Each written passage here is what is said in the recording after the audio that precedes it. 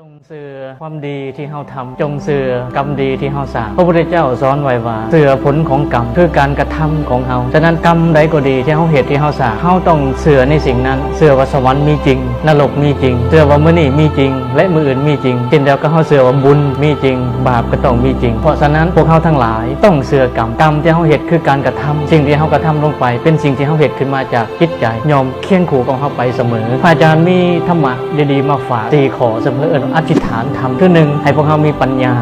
คือความหอบหู้ความเฉลียวฉลาดความหู้ในกองสังขารความหู้ในสิ่งในโลกทั้งหลาย2ให้พวกเรามีสัจจะคือความจริงใจความมั่นใจซื่อสัตย์จริงใจต่อกันและกัน3ให้มีจาคะคือความเสียสละมีเพื่อนมีแฟนมีหมู่ต้องเสียสละซึ่งกันและกันเฮามี